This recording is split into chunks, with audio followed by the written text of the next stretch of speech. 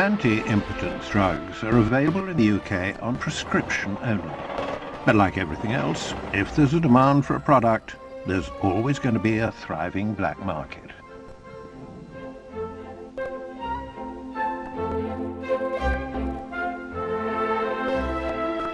Viagra on the club scene, I would say, is absolutely massive. It's on with the big four now, i.e. Charlie, Speed, Ecstasy, and up there is Viagra. If you take Speed, you will get a certain amount of euphoria. Sex is nice as well. If you take Viagra with those kind of pills, it lasts sort of another couple of days extra. And it's the feelings, the rushes that you're getting are still there. You just don't seem to come down, which is why people take it. It's a funny old drug, but it does work. I've taken it a few times. The effect is different for men and women. For a man, they get a hard on, but for the woman, it's the same thing. But obviously, a woman doesn't, a woman gets a hard on, but in another, another way. It does the foreplay for you and add in a little bit of your man touching you. And you just want to be at it.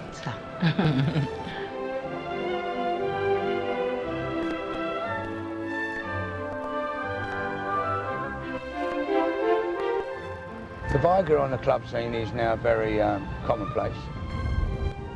People that like a bit of Charlie actually ask it for a Coke and a Poke, meaning I'll have a gram of Charlie and a Viagra, or a V&E, which is a Viagra and an E. The E's a nice, floaty, lovely, I'm not embarrassed anymore, and the Viagra for when you get home. Jesus Christ, you spent £150 on the hotel room, 2 bottles of champagne, right? Gram of Charlie for 50 quid and the limo to get her there. You might as well go the whole hog and spend the extra 3 quid and bang the life out of her, might you? It's just like a drive-through shag. A high-risk group of Viagra users are gay men. It's different for gay men than it is, I believe, in a straight relationship. When you've got man-on-man action, the two of you need to be able to compete with each other. On the club scene, people are out to have a good time, they're hoping to pull.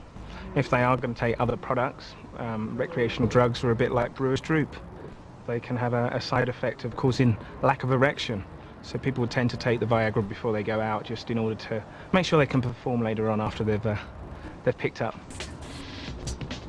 It's freely available on the internet or through publications that you can pick up for free, just on the sidewalks in London. They vary in price from £1.50 to £5, depending on the quantity. There's even a new advert out now where they'll come immediately on a bike. Courier, why wait for the post? The bike will bring it to you. Drug dealers have never been too fussy about what they sell to their customers. Now they have added sexual performance drugs to their merchandise. Once, this meant Viagra, but the market is now flooded with unlicensed drugs like Camagra. We got it in boxes. Sort of tells me that it was probably nicked while in cargo. I've heard people nicking it from hospitals and places like that. There's a couple of times we've just flew over to Gran Canaria. It's a lot cheaper, a lot easier, and then you just ship it back. And okay, it's a risk you're gonna have to take, but it can make a good markup price on it. We used to sell 4 100 milligram tabs. We used to sell that for about 20 quid, but now you can get Camagra for a tenner. A lot of the time people would come to us because they knew that they would get Viagra rather than Camagra. This is the thing with dealing. As long as you're selling good stuff, you're not trying to rip people off any more than you're normally ripping people off. People are going to come back. They put them inside their body, and it's sort of their choice type of thing, really. Using Viagra as a recreational drug carries huge risks. Men prone to cardiac problems risk heart attacks, and mixing Viagra with other drugs like amphetamine or speed can have severe consequences. taking the drug on a recreational basis is bad, and I think that essentially it's very dangerous because these drugs are safe, generally speaking, but they can have quite severe adverse effects, and certainly if people are taking the drugs without a proper prescription, and that should be condemned. Some of the complications are fairly mild. I mean, you've got transient complications such as dizziness, flushing, nasal congestion, ocular or eye effects. But I have seen patients who have been admitted having taken a concoction of amphetamines, cocaine and Viagra and ended up in hospital with erections that failed to subside after 4 hours. And this is termed as a priapism, which is a surgical emergency. And where what needs to be done then is the blood needs to be drained at the penis, because otherwise you get damage or irreversible damage to the penis, and therefore you get something called, well, you certainly get erectile dysfunction following this because the muscles damage the penis.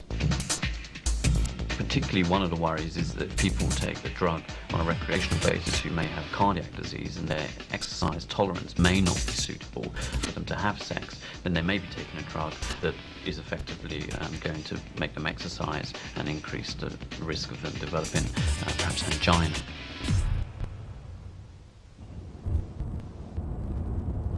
It does say on a box of aspirins, do not take more than 2. Huh? Or don't drive after you've had a... You understand what I mean? So they've got to actually give you the 1 in a million. You know, it says on a box of fags, this could kill you. How many of them just sell in a day?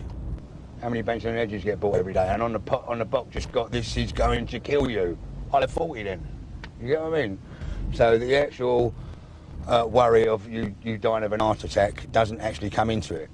You know, most men, their brain is ruled by their cock, and if their cock's going, give me another one, your brain says, give me another one. For some men, the health risks associated with taking Viagra are too great. But there is also a thriving market for alternative sexual enhancement products. Men can improve their erections with sprays, potions and pills, readily and legally available in sex shops. Well, there's a lot of products on the market today that are designed to give men an erection. One of the most popular ones being China Brush, which is actually, it's been developed by the Chinese hundreds and hundreds of years ago. I don't actually know what it's got in it, but it works, and we have people coming back for it all the time. We have sprays, which are designed to increase sensitivity and maximise erection, that you just spray on the penis about 10 minutes before, and patches, which actually have a hormone in them, which cause extreme arousal and excitement, that you just use like a nicotine patch. Afternoon. Hiya. Could I have a bottle of your Rise, please? It's an excellent choice. Have you used them before? Yeah, yeah. Have you? Very popular, one of the most popular sellers. Keep your yard for days. Oh, excellent. That's £50 then, please. It's like women and small boobs. Every man likes to have his little man in working order. And obviously, if they do have problems getting an erection, it is very embarrassing and very damaging to the self-confidence. So I do think it's important that if there is something to help, that we do give the right advice and find something to help with erection problems and such. But men are very attached to the penises, and they like to have something to be proud of. Thank you. Cheers, lads. Good Friday night. Cheers. Friday night. Cheers. Good Friday. Cheers. Cheers. Very nice. Sex is the only reason everyone gets out of bed in the morning, surely. For sex. Hopefully. No, we go out, we have the crack and we look around for girlies and try and like talk to girlies and ultimately try and get a girl to come back and have sex. We all go out to pool, whoever we are. That's why we drive the flash cars, that's why we do what we do. Do we go together or not? Yeah. Yeah, let's go. See what happens. So she's working already. And my neck's gone all stiff. Normally I go out on a Friday night and see if there's anyone out there that can drink as much as me. Which I never find anybody, so I have to go out again on the Saturday night to look again to see if there's anyone that can drink as much as me. I've been doing it for years now and I've not managed to find anybody that can drink as much as me. How sad am I?